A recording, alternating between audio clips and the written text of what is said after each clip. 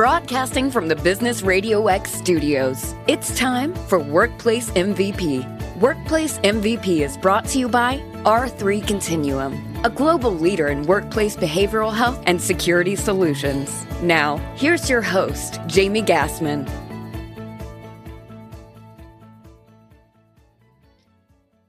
Hi, everyone. Your host, Jamie Gassman here, and welcome to this episode of Workplace MVP. Navigating the various leaves of absence cases and laws can be complicated under normal circumstances. Well, over the last year and a half, employers have had to navigate anything but normal.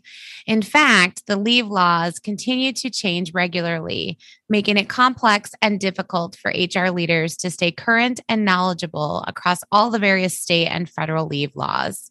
Combine that with helping your employees to understand what is available to them and what they need to provide to be eligible. And along with the navigation of supporting the daily needs of the workplace, HR leaders and business leaders have a lot to navigate. So how do they find a solution that helps to ease the complexity and challenges with leaves of absence? And how can they stay current and on top of the constantly changing laws? And what are some best practice approaches to creating a seamless process in your organization?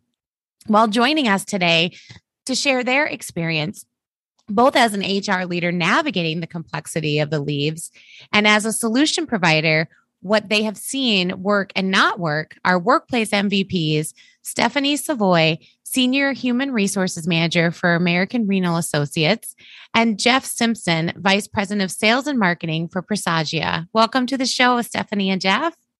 Thank you so much. Happy to be here. So let's start out with our first workplace MVP, Stephanie Savoy, Senior Human Resources Manager for American Renal Associates. Now, you mentioned on a previous call that you sort of fell into your HR career. Can you share with our audience your journey that you've taken with your career to this point? I did, yeah.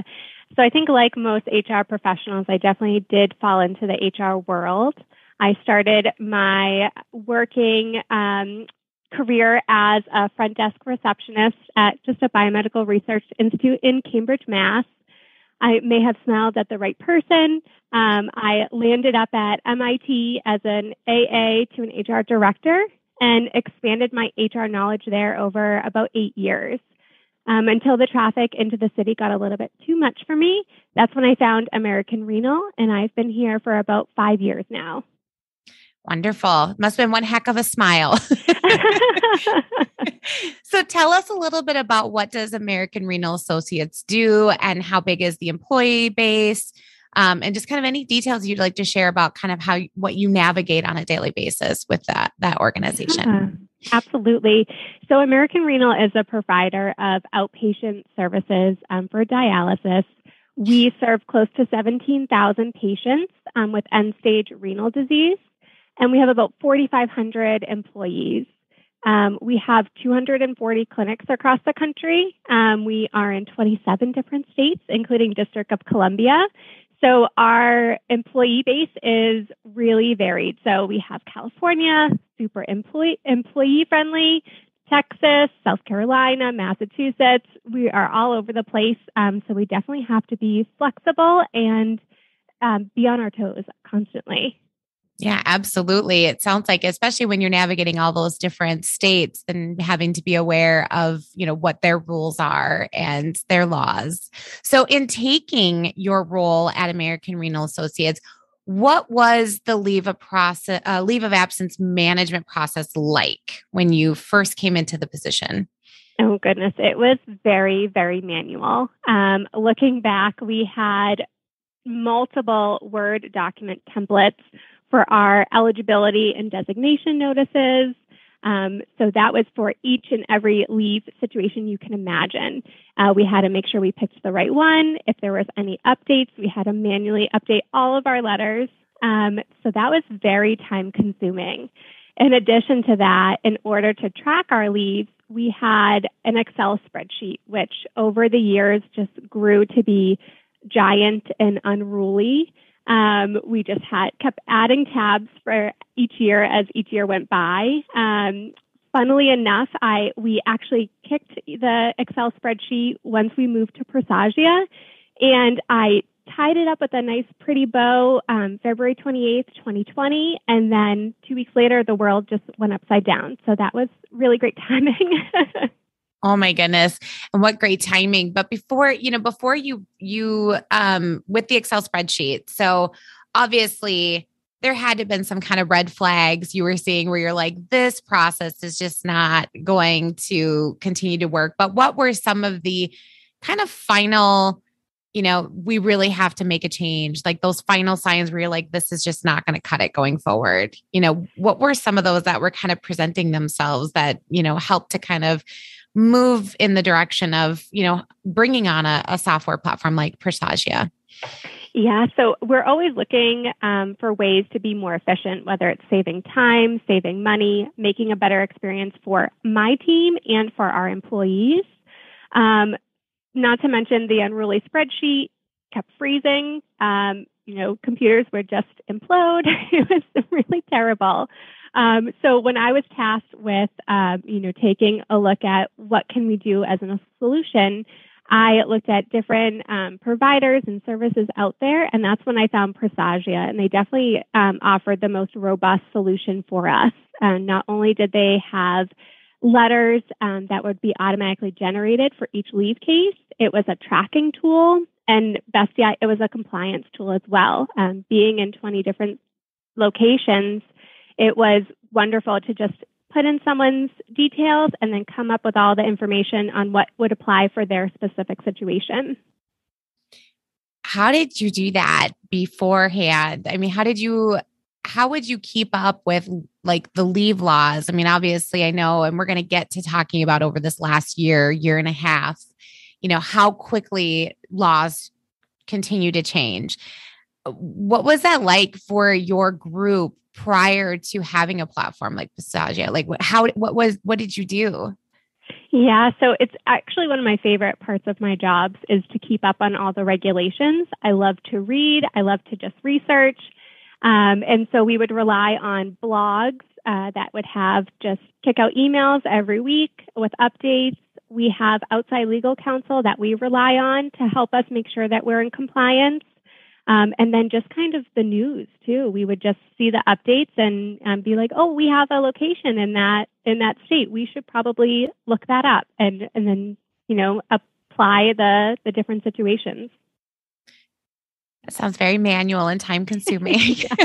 But probably potentially a little risky too, if for some reason you missed one clause or shift that, they changed. So interesting. So now looking at, you said you tied your bow on the spreadsheet, which I've, been in roles where the spreadsheet is the source and then, somebody misdata sorts it and everything is jumbled and you're going, oh my gosh, how do we reorganize that? Yeah. So I can imagine what the complexity if something were to get out of sorts with a where you're managing your leaves of absence.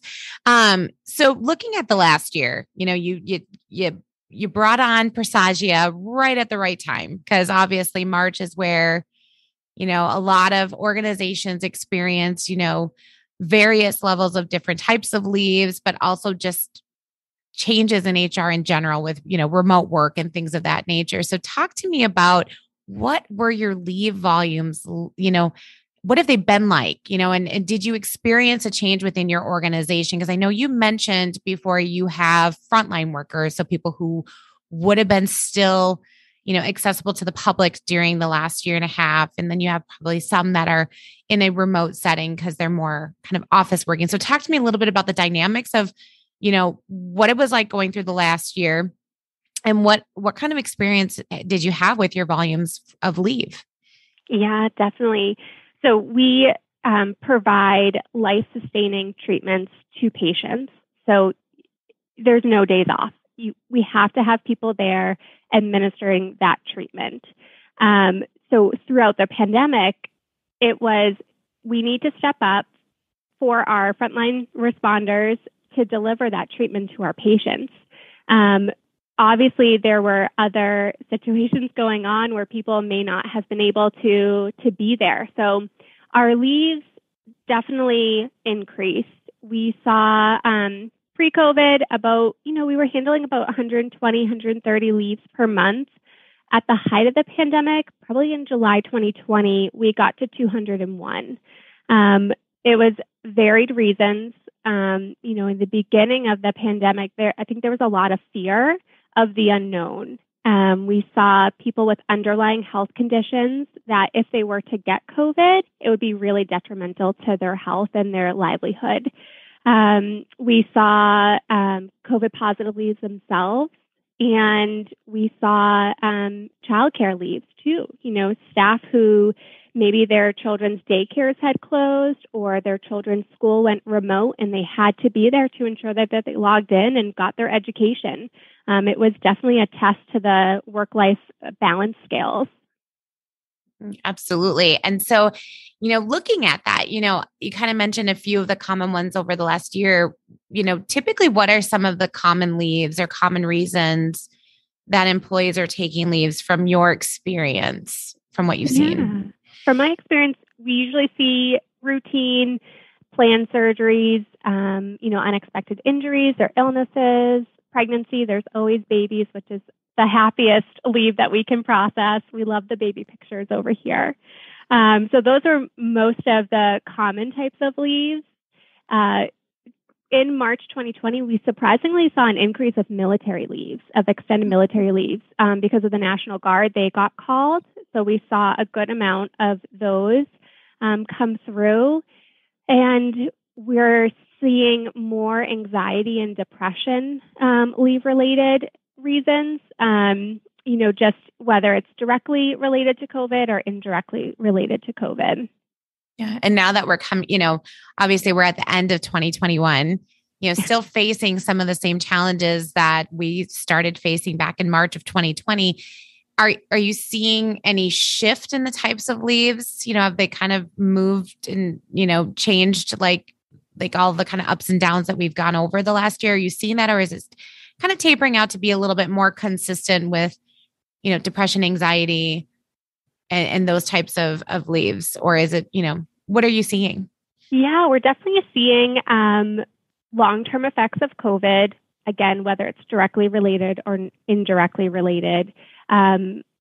We're seeing more planned surgeries get back on the schedules, which is a nice thing to see. People are opening up their offices again, and those are, deemed okay to move forward with. And always babies. That's always a good thing, though. Yeah. I agree with you. It's always kind of fun to see the baby pictures. So, and obviously with that is the fast pace of law changing, that's happened both at a federal and a state level. So how do you keep on top of ensuring that your organization is aware and following them? I know you mentioned the news, but I've got to imagine now with the Presagia solution, you have a better way to do that. Can you speak to that a little bit? Yeah, so Presagia is great. They do keep up to date on the regulations. Things are coming out so fast and furious. And sometimes we're working with Presagia to say, hey, have you seen this? Are you going to add that to the system? And so they have a compliance team themselves. And we have a contact over there that we all kind of huddle together and say, okay, we saw this. How does it apply to us? And when can we get this in the system? So that's been really great to just know that, okay, the system will let us know exactly all the new leaves and how it applies to our specific staff and their situations. Wonderful. Now, you also shared with me at a previous call that you have a motto that you've set for the last 2 years, and you're going to continue that motto going into 2022. Can you share with us your motto and why you have that as your kind of theme for the year? Absolutely. Yeah. For the years. I can't believe we're on year 3. I think pivot was a really big word in 2020. Mine is similar, but it's patience and flexibility. Whether I'm asking that of my team to be patient and flexible with me, as our workload increases, having patience and flexibility with themselves, you can we only have so much time in the day, and I'm not asking them to work nights and weekends if they don't want to. If they want to, wonderful, I'll take it. But I don't want them, I want them to have a really good work-life balance. So the work is the work, be patient and flexible with what comes in, and just, take your time, do one thing at a time, and just, touch each case and tie it up with a bow and move on to the next one. Yeah, I love that. That's a great motto for both professional and personal situations, especially, going into the third year of some of the challenges we've been experiencing. So thank you for sharing that with us. Thank you. So now let's shift to our second workplace MVP, Jeff Simpson, Vice President of Sales and Marketing at Presagia. Hi, Jeff. Hello, Jamie. Thanks for having me. Absolutely. So now you've been with Presagia for a while now. Can you share with us your career journey and how you've gotten to where you are today? Absolutely. So like with Stephanie, I kind of fell into the whole absence management HR world. I actually began with Presagia straight out of university, which is longer ago than I would like to admit at this point. And at the time, we actually developed electronic health records for the sports medicine world. So I began in marketing at the company. And at that time, we were looking at a way to really get into the whole workforce management world. And I worked with our leadership team, did a ton of research, and we found that there was just this huge gap in absence management and compliance with all the different leave laws out there. So we worked to really figure out what is the solution that we can provide to that market. I then worked with the whole launch of the product, marketing of the product, eventually started working more on alliances as well, and then picked up sales too. And that kind of led us to where we are today. Right now, I run sales marketing alliances. Awesome. Great story. Yeah. So tell us a little bit about what Presagia does. Absolutely. So we are a software company, and we really focus on absence management and compliance with all of those regulations out there. And if you think about it, in the US alone, you have more than 500 federal, state, and local leave rules. We also cover Canada, and that adds about another 150 leave rules. So there's a lot out there. And what we did is we actually built a leave rules engine that contains all of those rules. And we did that in partnership with a large employment law firm who really helped us initially look at all the laws across the country and then figure out how do you translate those laws into technology and create solutions that really employers can use. So we've developed solutions now that go across all types of organizations that manage leave. You have our Presagia Leave solution, which is really for typically employers with 1,000 and more employees. We have our Leave Genius Pro solution, which I'll talk about a bit later, which is designed for small, medium businesses. We have our absence compliance engine, which is actually our rules engine, which we can license out to like software companies that want to build their own leave technology, as well as an HRO solution for groups that provide leave administration services. So again, software at the end of the day, but really just helping any company that needs to be able to manage leaves, accommodations, that whole absence management world. Wonderful. And now you're touching on this, but supporting many organizations through your software and your leave of absence management and their leave of absence management. So when they first come to you, what are some of the challenges that you commonly hear that workplaces are experiencing when it comes to their leaves of absence? Okay, so I think this goes back a little bit to what Stephanie was saying, where there were spreadsheets that were being used. And I think this is really common. There's still a lot of employers who are managing leaves and absences with spreadsheets and sticky note and Outlook tasks and that very manual world. So the issues that you tend to see there are a number of them. So there's the efficiency side of the equation. So it just takes a lot of time to break out a calculator and calculate, does an employee have enough hours worked to actually be able to take things like the FMLA? They have to filling in letters and all the forms need to be sent out. Huge time consuming process. There's compliance. So not everyone loves to research the laws like Stephanie, but you actually do have to always make sure you're up to date on all those laws out there across all the jurisdictions you have your employees in. High absence rates, that's another piece of the equation. So if leave's not really under control, quite often employees are taking more absences than maybe they're even entitled to. Maybe it's that some employers we've talked to, they're forgetting to return employees to work on time. So people just stay out, which has productivity impacts. There's poor visibility into trends. So if you're managing things on spreadsheets, you're not really going to be able to report on your absence trends. So where are you having more lost work days? Are people not reporting leaves at all? That type of thing. And then also there's the employee experience piece of the equation.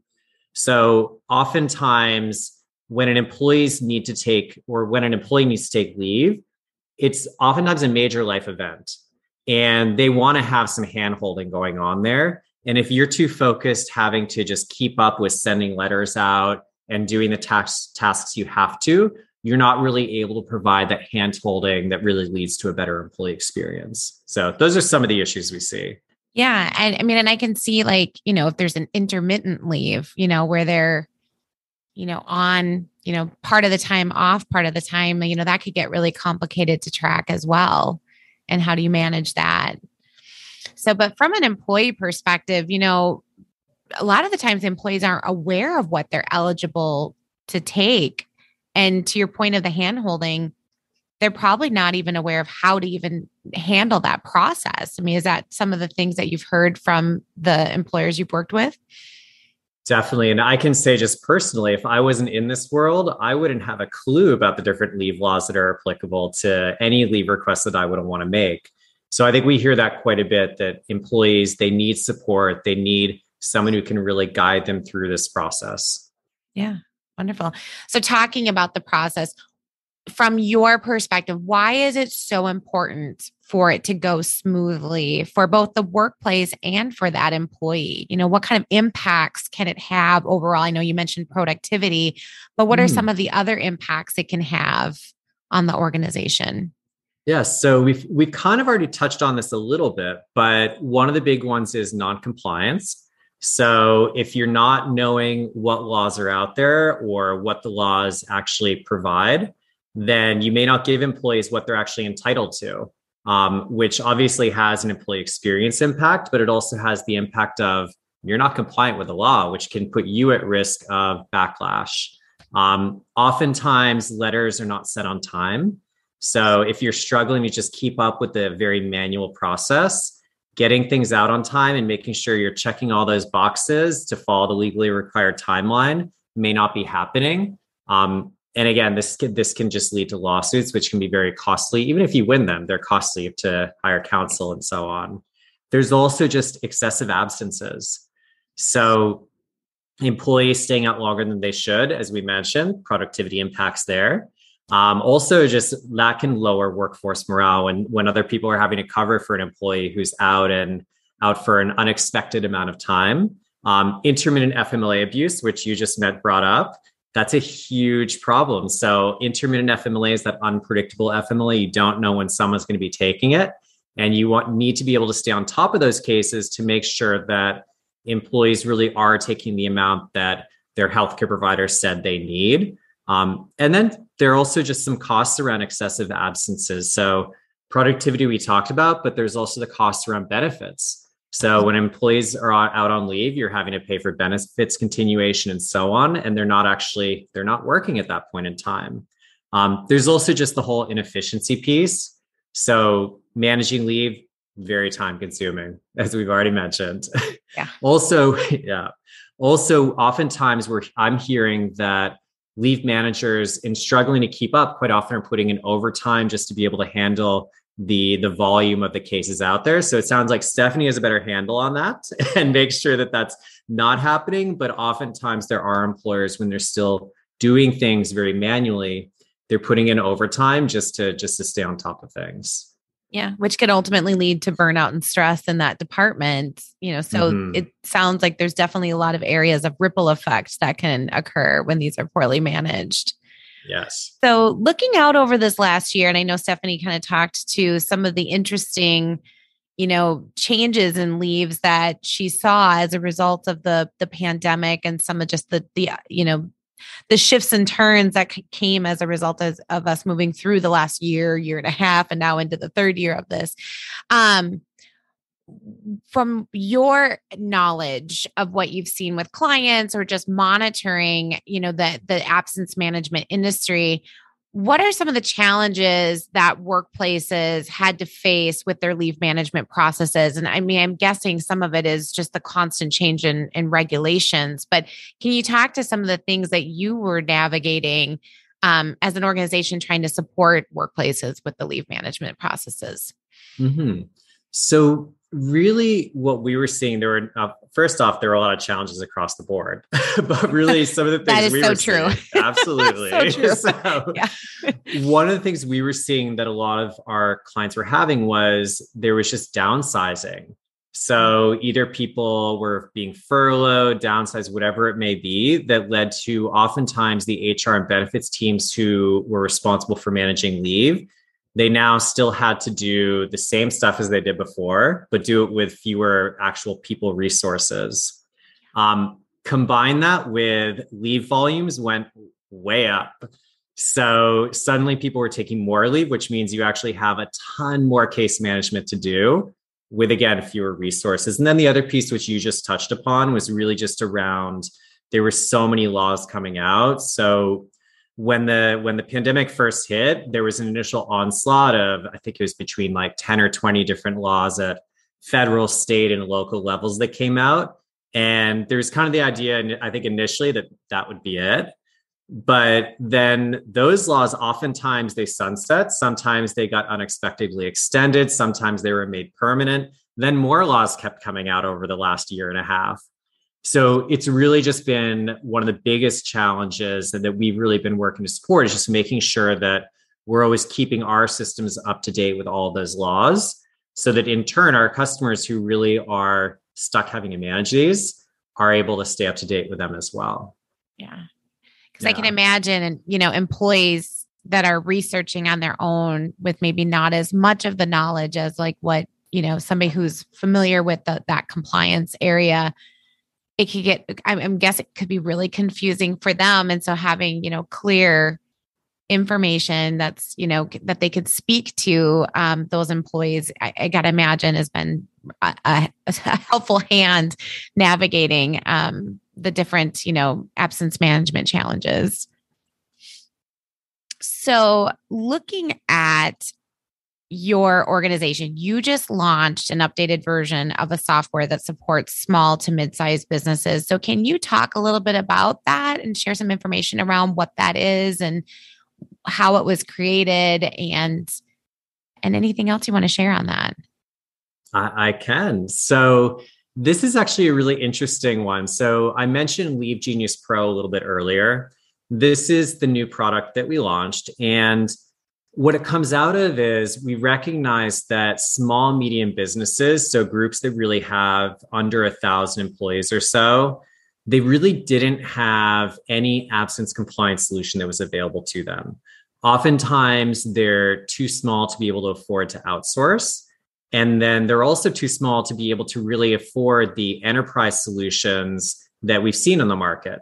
So and that's largely just comes down to cost and the resources available. So enterprise solutions, because they're very complex, there are system integrations that go on, their full implementations go on. There's a cost associated with that. There's also a requirement to bring in things like IT resources, potentially legal resources, and others to really be able to implement these solutions.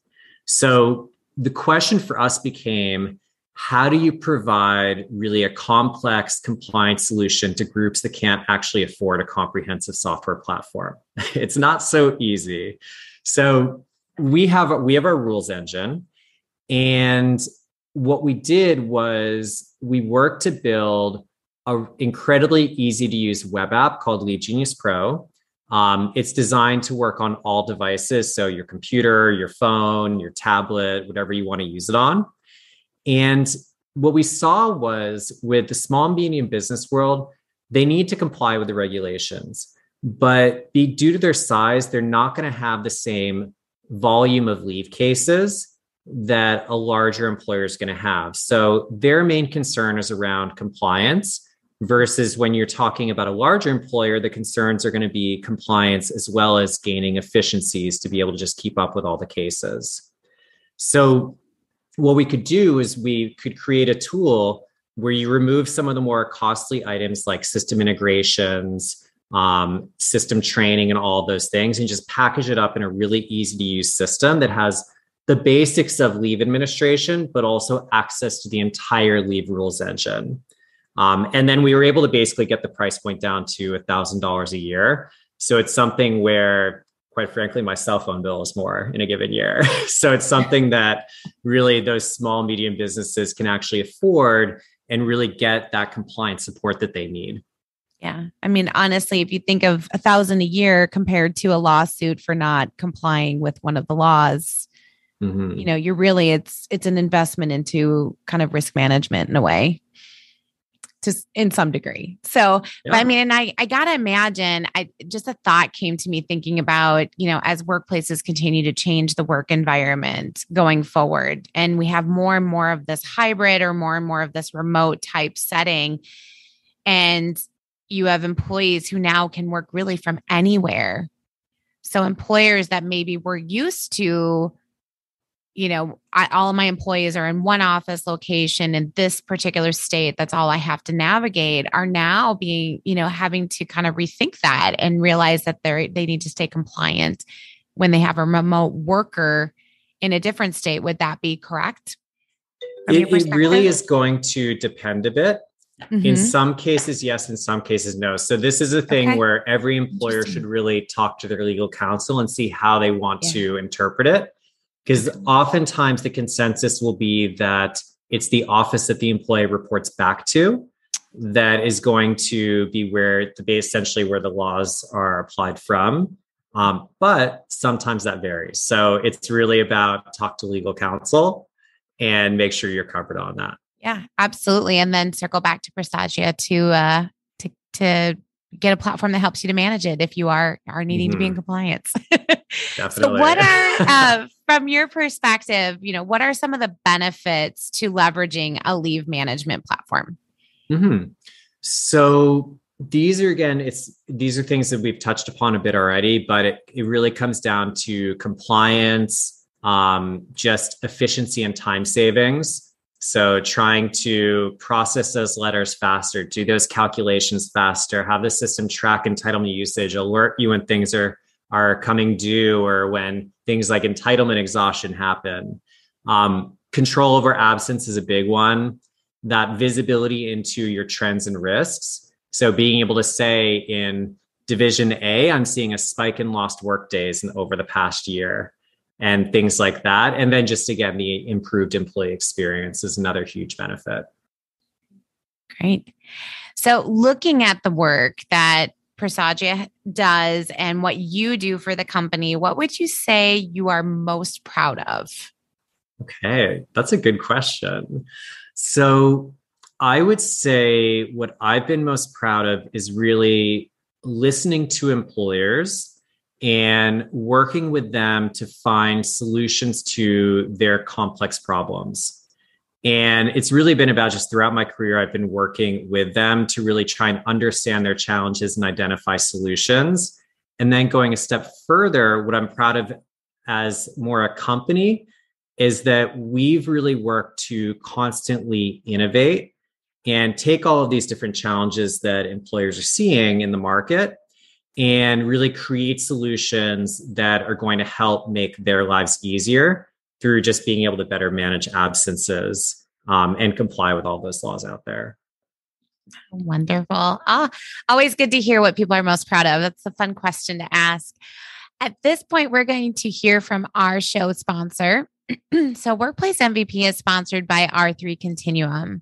And R3 Continuum is a global leader in providing expert, reliable, responsive, and tailored behavioral health, disruption, and violence solutions to promote workplace well-being and performance in the face of an ever-changing and often unpredictable world.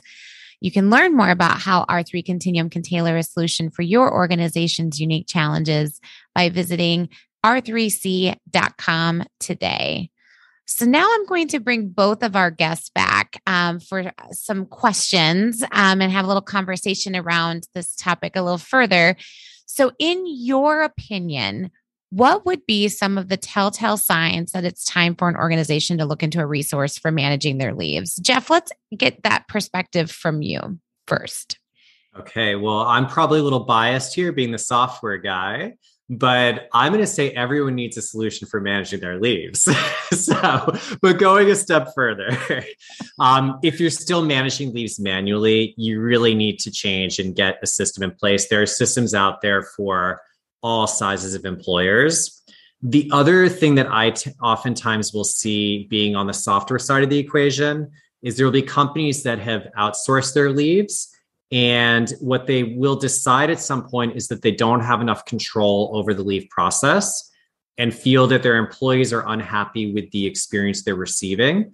So at that point in time, they want to look and see how can we actually bring this back in-house to really up that level of customer service to their employees. Then they start to look for technology. Great. Great answer. And how about you, Stephanie? I know you touched on this a little bit when you were sharing your own personal story. But if you were going to provide kind of a checklist for other HR leaders like yourself, what would you say the telltale signs are?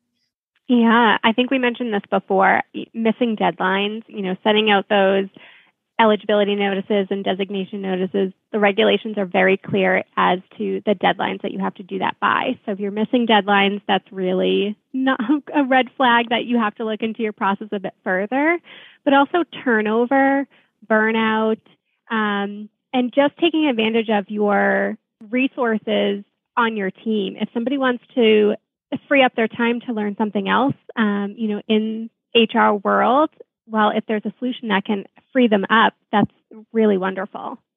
Yeah, absolutely. Gives them opportunity to continue to grow in their role and in the organization. That's great. A great tip to put on there. So looking at, obviously, as an HR leader, realizing you've got, a need for, an external platform or an external vendor or anything like that to help kind of manage that process, there's going to be a cost that's associated with it. So, what recommendations do the both of you have for how a leader might put together kind of their basically, their best case to an executive team for getting approval to move forward with bringing that solution on to help manage the claims? So, Stephanie, do you want to take that on? Yeah, absolutely. I think it's always helpful to speak the same language as your leadership team. So find out what really drives them. For us, it was to get down to the bottom dollar. What are we wasting resources on? How can we make that more efficient? So I had my team track their time. How long does it take to check someone's FMLA eligibility, get those hours, look at the leaves in the past year? How long does it take to do one letter? And then multiply that out by a month, by a year, and just say, this is the amount of money that we are spending right now. This is what we're projecting. And nobody could, predict COVID. So, but, this is what we're projecting for increase in leaves. And this is how we can save resources. We can save our team and really just be better for our staff members in the field. Great. How about you, Jeff? Yeah, so I think actually Stephanie's approach was really good. I think at the end of the day, numbers tell a great story, and that's a huge piece of the equation when it comes to making a case for putting technology in place. I would just add to that, you should try and work with your vendors. So if you don't know as much as Stephanie on kind of figuring out the numbers side, vendors have done this before. So they can really help you articulate why you need a solution and also just the path forward and how to implement it. At the end of the day, you need to basically build a business case. So identify your specific challenges, be it compliance, efficiency, leave spikes, whatever that may be. Map out how you're doing things now. And then also just identify the gaps where you're seeing there are issues. And then determine how a solution is actually going to fill those gaps. From there, it's about that ROI numbers piece that Stephanie was mentioning. So this can come in different forms. So it could be that you're looking at lost workday reductions. which then impact productivity and can lower your absence costs and things like benefits continuation. It could be about reducing your leave administration overhead, so that efficiency and not spending as much time on each step in the process. It could be around explaining just the cost of a lawsuit due to non-compliance, or just looking at how many queries you're having to make to your legal counsel in a year about actual leave laws, because there's usually a cost associated with that. And then to Stephanie's point, knowing your audience. So a CFO is going to be very much focused on things like financial savings, whereas if your legal counsel is involved, they're going to care more about compliance.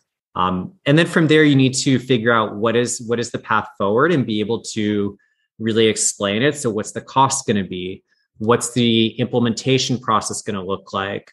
What are the resources that you need to bring in, like IT, to be able to make sure that it's going to be a successful project?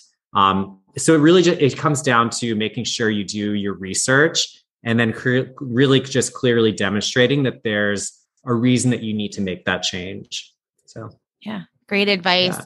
And, and obviously it's timely because, we talked about, the last 2 years of the pandemic and kind of going into 2022, we still have some of that lingering and still continuing to present itself as a challenge. So for our audience, looking into 2022, from your perspective, what do you think it's going to look like from a leave/absence management perspective for organizations? Jeff, why don't you go ahead and kick us off? All right, I'll jump in there. So I think to take it back a step, 2020 was a year of just trying to keep up. So everyone was whacked in the face with this, and budgets were cut, teams shrunk, leave volumes went up, new laws came out. It was all about just do what you can and keep it going. 2021, when budgets actually came back, what we saw was a huge surge in people really looking for solutions to address leave management. And I think we're going to continue to see that. I think in the coming year, one of the things we're all I think all employers are a bit worried about right now is the whole concept of the Great Resignation. And a lot of employers are really trying to figure out how can we focus on the service level that we provide to our own employees to make sure that they're happy, they feel valued, and so on. So I think there's going to be a trend in looking for solutions that are going to really help employers achieve this. So just being able to really up the level of care. I think we're also going to keep seeing more leave laws come out and leave laws get extended. So I think in the next year, it's going to be all about still paying attention to paid, unpaid leaves that keep adding more complexity to the equation. Vaccination laws, they're a little bit of a curveball. No one quite knows how to handle them just yet. But these are a piece where their leave management impacts. They're also accommodation impacts. So I've heard many employers who are seeing accommodations pop up related to vaccinations, non-vaccinations, and so on. And the other piece that keeps being an ongoing trend is ADA accommodations. So as the law broadened, as the ADA, kind of the law and the term of the definition of disability broadened, and as employee awareness of the law has also grown, more and more there are requests for ADA accommodations, be it leaves or others. And I think that's going to continue, especially with the ongoing pandemic happening.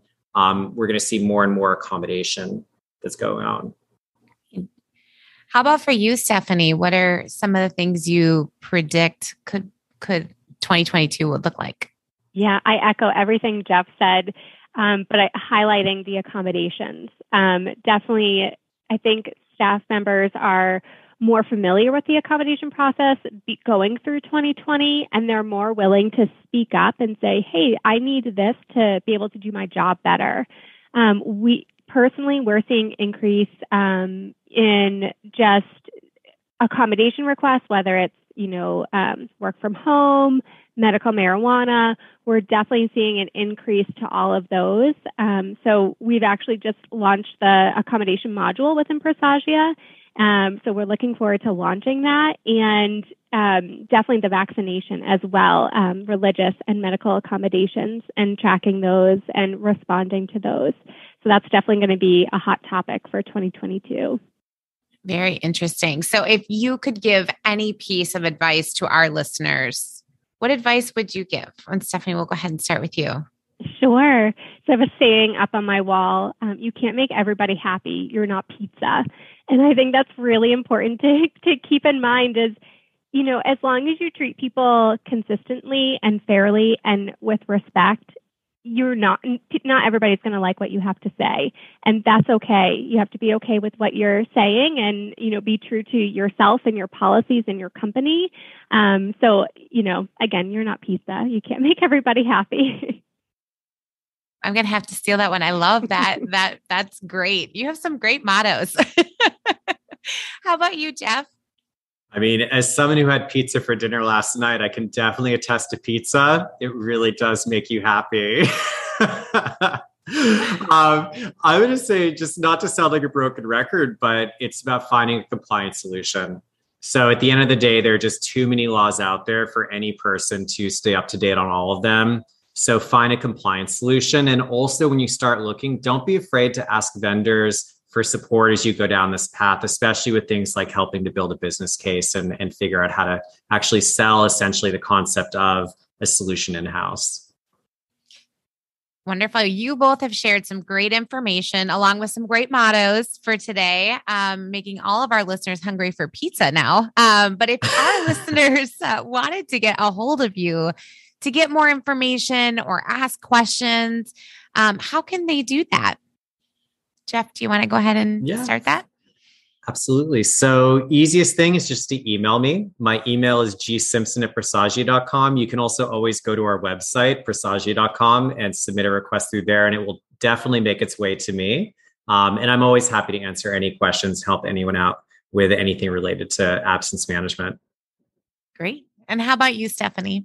Yeah, I'm on LinkedIn. I'm happy to connect with anybody who wants to chat more about leave of absences. So Stephanie Savoy at LinkedIn.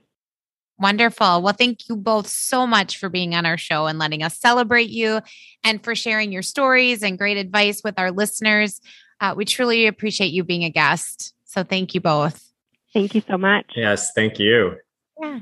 And we also want to thank our show sponsor, R3 Continuum, for supporting the Workplace MVP podcast. And to our listeners, thank you for tuning in. If you've not already done so, make sure to subscribe so you get our most recent episodes and other resources. You can also follow our show on LinkedIn, Facebook, and Twitter at Workplace MVP. And if you are a Workplace MVP or know someone who is, we want to know about it. So email us at info@workplace-mvp.com.